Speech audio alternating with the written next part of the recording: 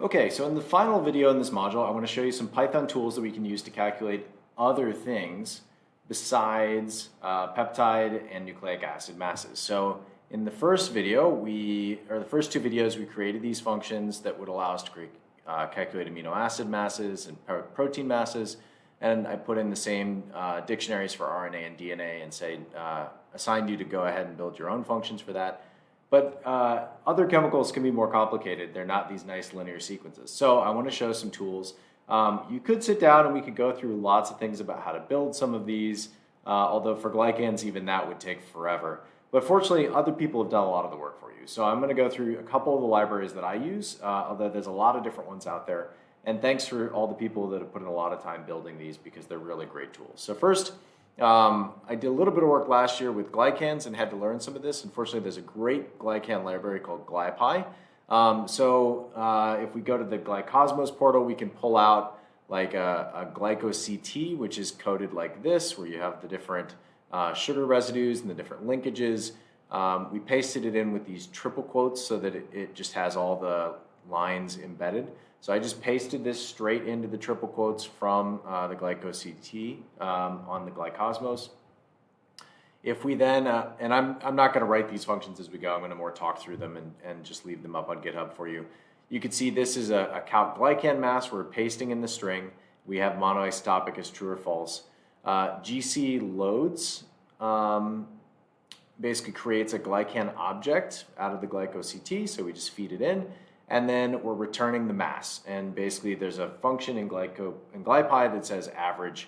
Average equals true would give us the average. In this case, that would be not monoisotopic. So let's go ahead and just put in the exit here. So if we go ahead and run this, you can see this is our glycan mass. This is monoisotopic. If we set it to false, we should see that it goes a little bit larger.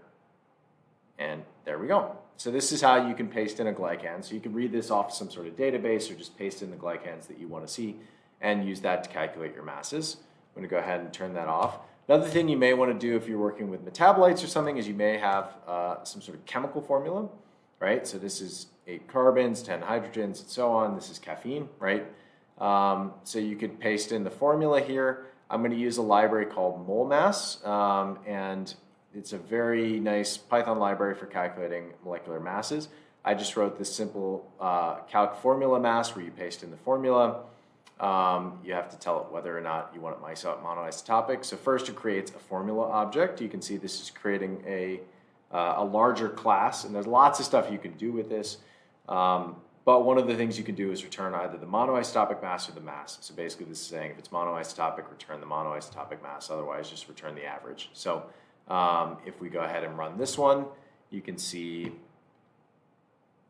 that it spits out the caffeine mass. That's monoisotopic. If we put it on false, you should see it get a little bit bigger, and we see it does, right? So that's basically printing out, if you've given atomic formula, what the different masses are. And finally, you may be able to pull in things like smiles, or I think it's in keys, or there's other ways of encoding chemical molecules or chemicals. I like smiles because I think it's somewhat, you can kind of read it a little bit. This is a particular lipid molecule. I just pulled this off the lipid maps database. To calculate from smiles, we're going to use a library called RDKit. That's a great chemistry library that allows you to work with molecules. And basically there's a function that lets you, under chem, mole from smiles. So we're going to feed in the smiles. We're going to create a molecule object in RDKit. And one of the things that we can do with RDKit is either give it the exact molecular weight or just the average molecular weight, and we'll return that. So now if you look at this one, you can see, oops, I'm going to get rid of this print here so you don't have to see it. This is the monoisotopic mass for that smiles, and this is the average mass based on that smiles. So you can see there's lots of different Python tools for doing all of these different things. If there's a particular thing out there that you can't get into one of these formats, there's a good chance that you can find something.